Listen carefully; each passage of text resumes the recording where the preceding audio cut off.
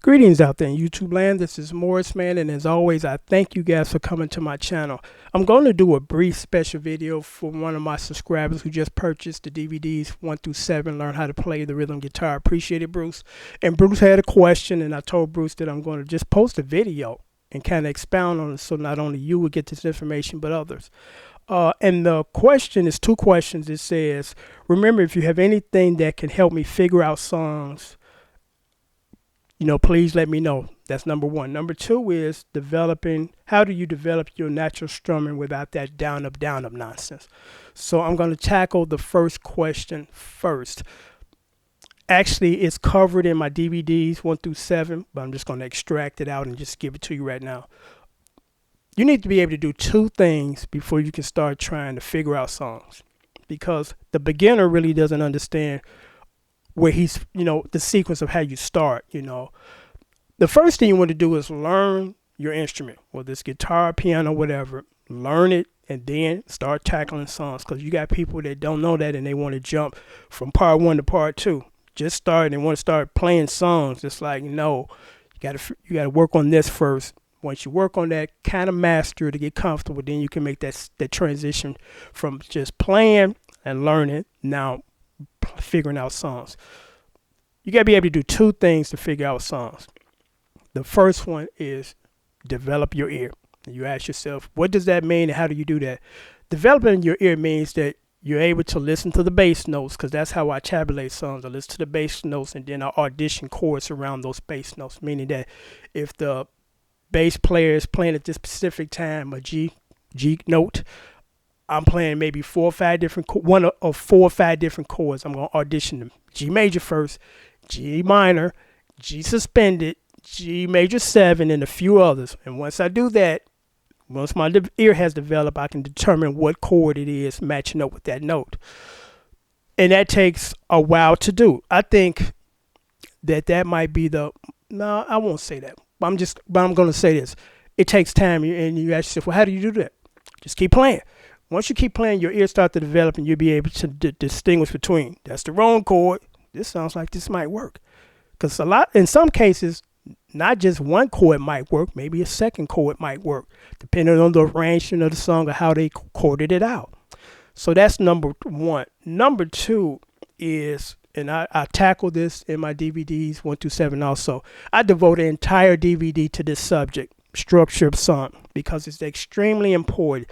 It's more important than that what key you're in nonsense. And I say that because if you know what chords you need to play in the song, you're done. You ain't got to worry about, well, okay, I'm in the key of A, so in the key of A, all these chords are in here and these chords are not. That's too much information, too much junk in your head. The only thing you need to know is what chords you need to be playing in that chorus of that song, and call it a day. The only time you might need to apply theory or know what key you're in is when you're going to jump off and start doing the solo. And how many times you're going to do that in a song, unless you're going to do something live and something a little added. So that takes a back seat to learning structure of song, because that's how I'm able to tab stuff so quickly, because my ear has developed pretty well and I know structure of song. Because this is how I look at tackling the song. I sit down with the song and I say, okay, first thing I need to know is how many different parts in the song. What's going on in the intro? Well, let me just say structure of song in most cases. Intro, in most cases, because they move it around as far as the arrangement. Because the Beatles a lot of times did chorus right up in your face at the beginning. Here you go. But most of us do an intro, then we do a verse, then we perhaps, like Babyface, will do what's called a B section. And what a B section is, and some people call it pre-chorus, I don't call it that because it's not part of the chorus at all. A B section is in the course of the verse.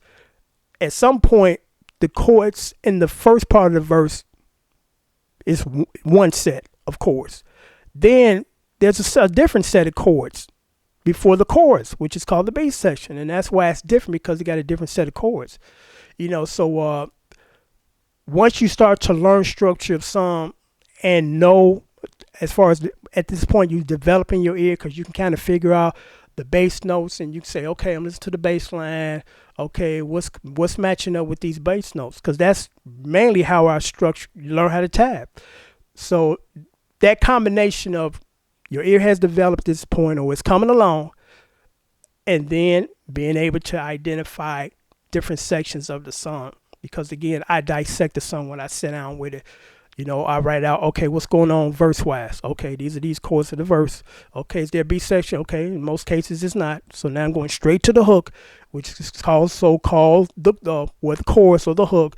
And the reason why it's called the hook because supposedly this is the group of words or statement that where it's repeated over and over. And most of us normally when we hear a song or think about it whistling, we're whistling that part of the song. In most cases, sometimes people like singing the verse, but that's supposedly how it works. The hook is okay, and then you somewhere we're whistling and singing along to the hook of this song that you like, So, so then I map out the chords to the chorus. Then is there a bridge? Okay, let's figure out these chords. Then usually when you get to the bridge, it's kind of like a crescendo, and then it vamps on out, meaning that now at this point you're just playing the chords to the chorus on out, and then it fades away. So in order to figure out songs, and this is going to take a while, you got to discipline yourself because most of us think that we're playing like a professional in 3 to 6 months. No, it might take a year to start to get decent. And I say decent, and I don't mean really playing in the band and gigging hard at this point unless you just a quick study. But most of us aren't. I wasn't. It took me over a year to get comfortable with my strum.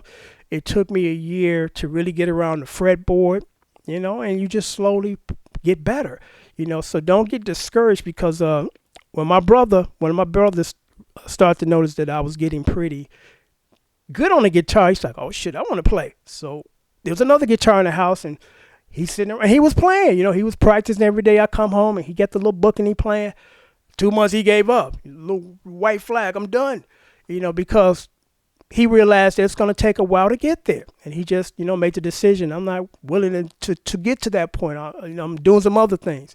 But, when you really love it, you stick it out. I stuck it out, So let's get to the second question, which is developing your natural strum up, down, because without the exception of up, down nonsense. I abandoned that a long time ago because it's kind of a robotic thing. Music is about feel. And you got to be able to feel the music before you can play the music. And I think I was kind of lucky in this sense. I used to love to dance when I was young. I used to go out to the clubs, and mainly because of the music and the dancing. It's Saturday night, I got to get a date. She looking good, kind of good up in here.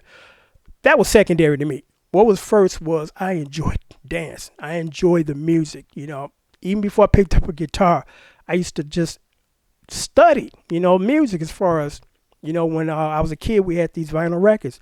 And so listen to the record, I pull out the vinyl sheet or the sheet, and in the sheet, it had the lyrics to all these songs. So I'm looking at the lyrics and I'm singing along, and I can see right now because they mapped it out.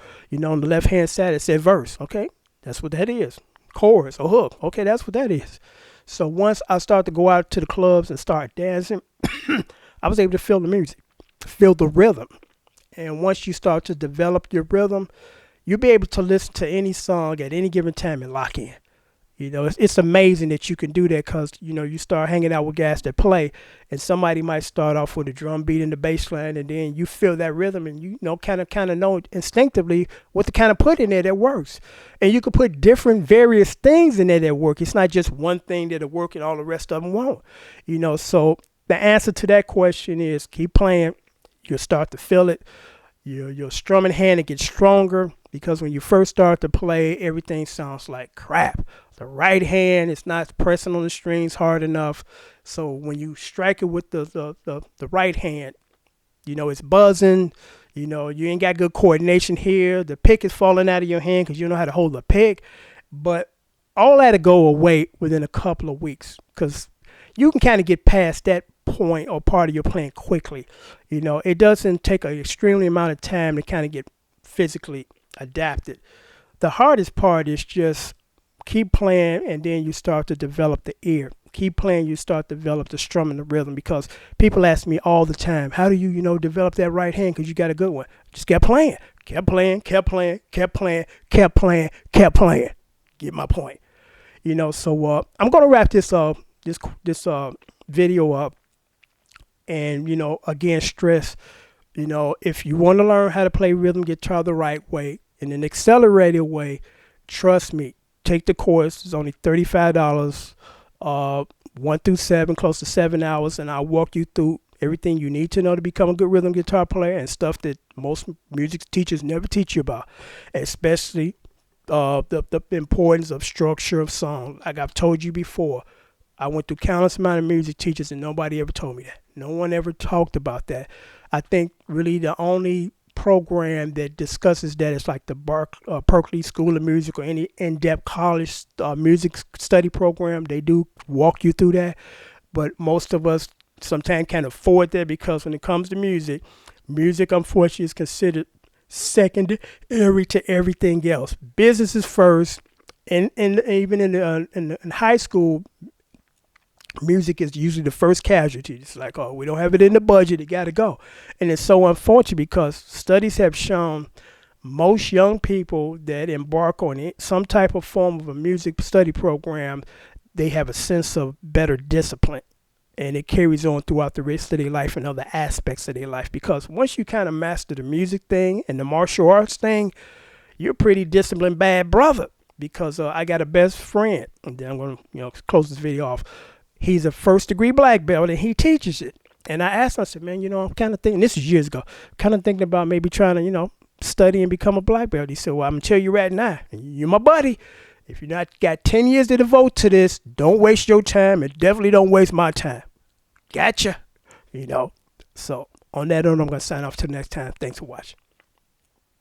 I'm going to leave my PayPal information right down here. So if you're interested in purchasing the DVDs 1 through 7, there's my PayPal. Once I get your payment, I'll send you an email saying that I receive your payment, and I'll ship your DVDs out with tracking United States Postal Service the very next business day. So until next time, take care. So if you're ready to get started, this is the place.